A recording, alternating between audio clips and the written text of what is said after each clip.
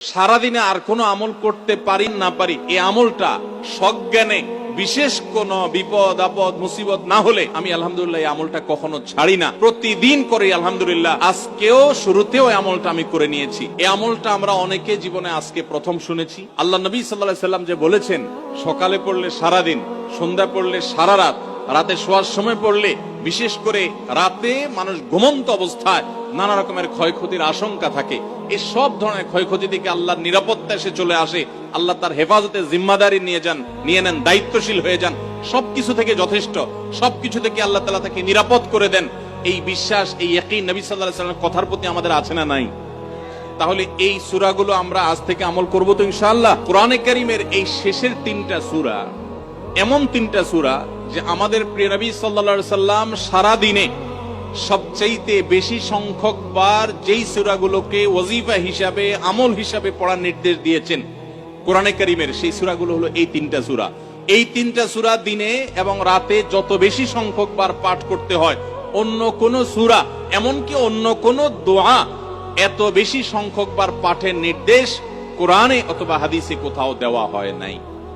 তাহলে এই তিনটা সূরার মর্যাদা, এর কি মর্তবা, এর কি বৈশিষ্ট্য, এর কি মাহাত্ম্য আছে সেটা বুঝবার জন্য আর কিছুর প্রয়োজন নাই। এই একটি কথা যথেষ্ট যে দিন এবং রাত 24 ঘন্টার ভেতরে কোরআনে কারীমের এই শেষ তিনটা সূরা, সূরা ইখলাস, সূরা ফালাক, সূরা নাস, এগুলোকে যত বেশি সংখ্যক বার নবী সাল্লাল্লাহু আলাইহি ওয়াসাল্লাম পড়ার নির্দেশ দিয়েছেন, তিনি নিজে পাঠ করতেন, এত বেশি সংখ্যক বার অন্য আর কোন দোয়া, আর কোন সূরা, আর কোন আয়াত, আর কোন কিছু পাঠ করার নির্দেশ আমাদেরকে কোরআন হাদিস দেয় নাই।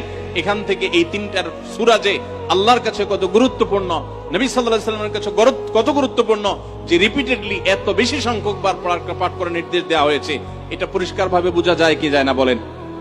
সময় তো ভাইরা আমার, সূরা ইখলাস, সূরা ফালাক, সূরা নাস, এই তিন সূরা দিন এবং রাত সব মিলিয়ে আমাদের প্রিয় নবী সাল্লাল্লাহু আলাইহি ওয়াসাল্লাম তিন জায়গায় তিনি তিন সময় এই সূরাগুলো পাঠ করতেন। একটা হলো সকাল এবং সন্ধ্যায়। সকাল এবং সন্ধ্যায় নবী করিম সাল্লাল্লাহু আলাইহি ওয়াসাল্লাম তিন কুল পড়তেন। এটাকে সংক্ষেপে বলা হয় তিন কুল। যেহেতু তিন সূরা শুরুতে কুল শব্দটা আছে, এজন্য সংক্ষেপে বলা হয় তিন কুল। এই তিন কুল, ইখলাস, ফালাক, নাস, এই শেষের তিনটা সূরা কোরআনের, এই তিনটা সূরাকে আমাদের প্রিয় নবী সাল্লাল্লাহু আলাইহি ওয়াসাল্লাম সকাল সন্ধ্যায় পড়তেন। একটা টাইম পাইলাম, কোন টাইমে পড়তেন? সকাল এবং সন্ধ্যায়। সকাল এবং সন্ধ্যার পাশাপাশি তিনি রাতে ঘুমানোর আগে আবার পড়তেন। তাহলে দুইটা টাইম পাইলাম। আরেকটা টাইম হলো 5 ওয়াক্ত নামাজের পরেও তিনি পাঠ করতেন। তাহলে কয় টাইম হলো? 3 টাইম।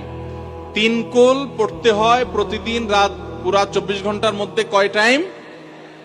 3 কুল 3 সময়ে পড়তে হয়।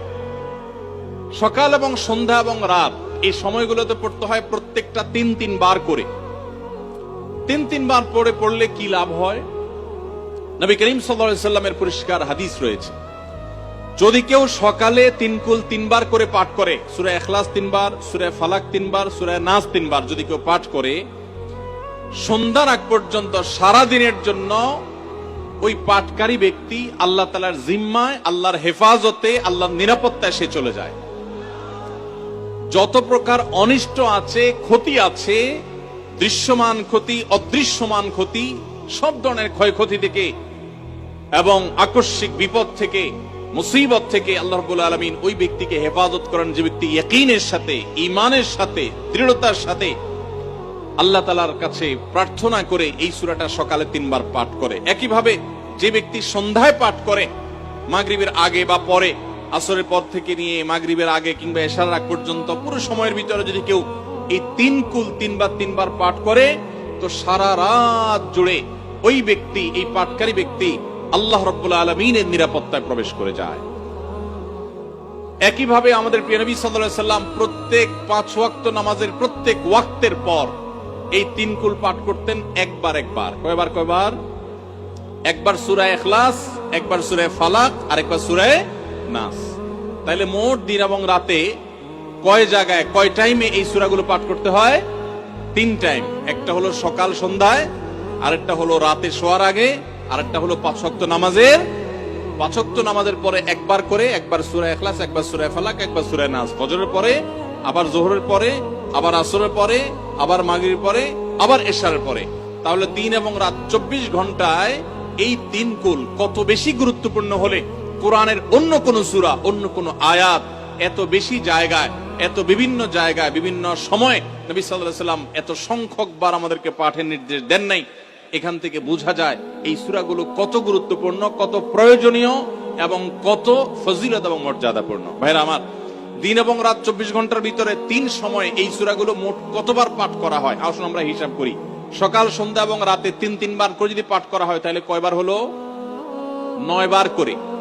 সকালে 3 বার, সন্ধ্যায় 3 বার, রাতে 3 বার, তাহলে মোট কয়বার হলো? 9 বার। আর 5 ওয়াক্ত নামাজের পরে 5 বার, কয়বার হলো? 9 আর 5 কত? 14।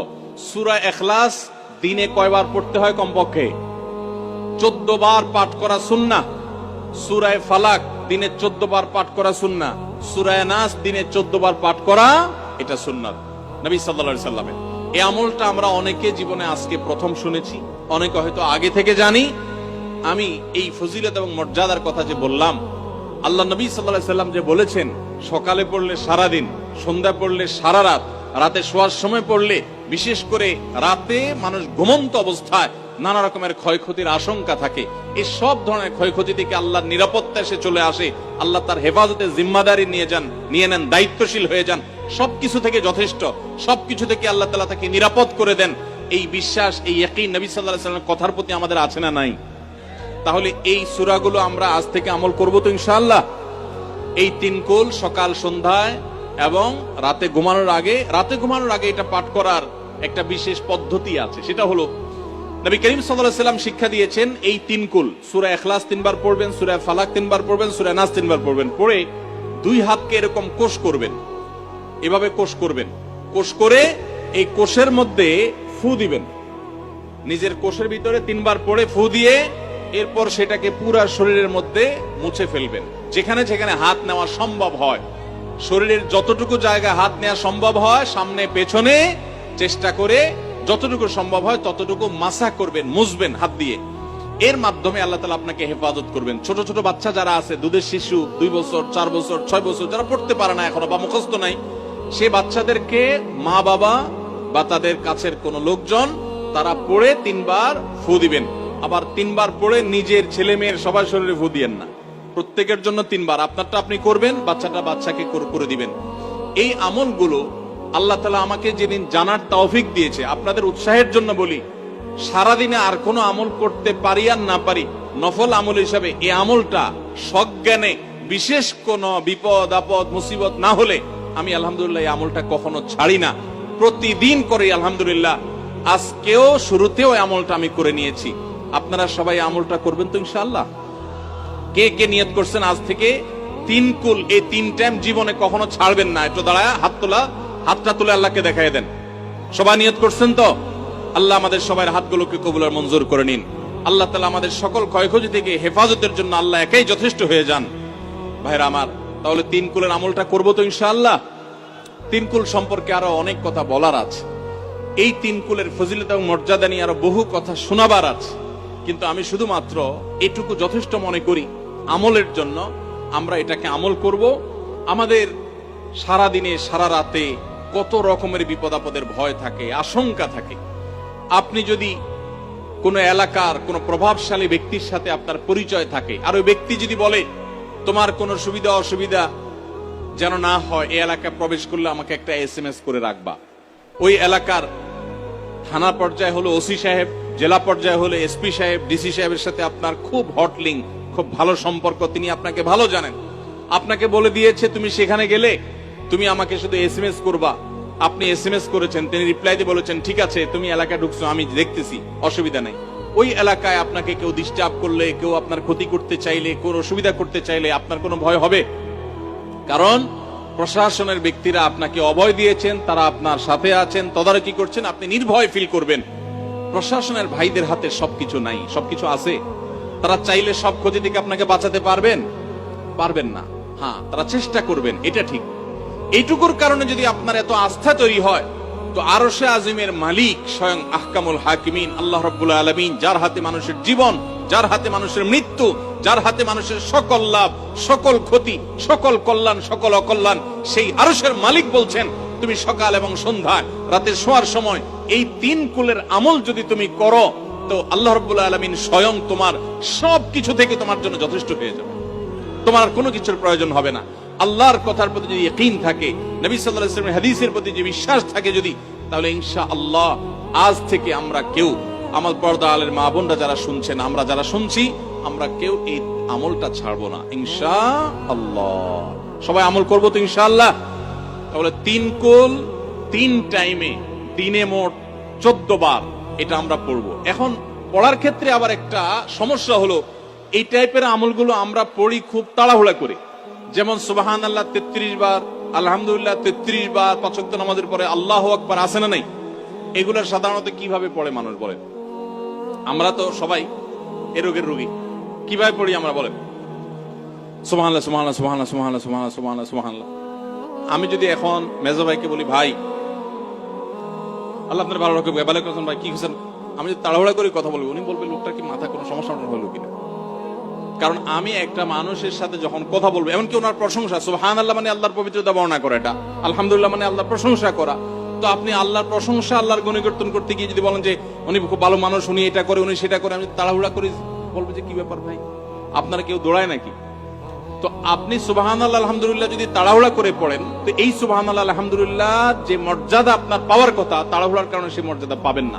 মহব্বতের সাথে পড়বেন, অর্থ বুঝে, সুবহানাল্লাহ সুবহানাল্লাহ সুবহানাল্লাহ আলহামদুলিল্লাহ আলহামদুলিল্লাহ। কোয়ালিটি মেনটেন করবেন। দেখেন আমাদের মুসলমানদের, গোটা দুনিয়া জুড়ে মুসলমানদের একটা বড় ত্রুটি হলো যে আমরা আজকাল কোন কাজে, সেটা দুনিয়ার কাজ হোক আর আখিরাতের কাজ হোক, সব কাজেই আমরা তাড়াহুড়া করে কোয়ালিটিটা নষ্ট করে ফেলি, আমরা কোয়ালিটিটা ঠিক রাখি না। আমার আফসোস লাগে অমুসলিম প্রধান দেশগুলোতে যখন যাই বা তাদেরকে যখন দেখি যে তারা কাজের মধ্যে কোয়ালিটিটা ঠিক রাখে, যেটাই করে কোয়ালিটি ঠিক রাখে, অথচ এই নির্দেশ আমাদেরকে আমাদের রাসূল দিয়েছেন, ইন্নাল্লাহা ইউহিব্বু ইযা আমিলা আহাদুকুম আমালান আইয়ুতকানাহু। আল্লাহ পছন্দ করেন বান্দা যেই কোনো কাজ করুক, আমালান আই আমালিন, যেই কোনো কাজ করুক, সেটা দুনিয়ার কাজ হোক, সেটা আখিরাতের কাজ হোক, সুদৃঢ়ভাবে করবে, সুন্দরভাবে করবে, উত্তম রূপে করবে, এটা আল্লাহ তাআলা পছন্দ করেন। আর আজকাল আমাদের অবস্থা কি? আমাদের অবস্থা হলো যে আমরা তাড়াহুড়া করি। ভাইরা আমার, এই তাড়াহুড়া করে কোয়ালিটি নষ্ট করা যাবে না, বরং 3 কুল যতবার যেখানে পড়তে বলা হয়েছে মহব্বতের সাথে আস্তে আস্তে পাঠ করবেন।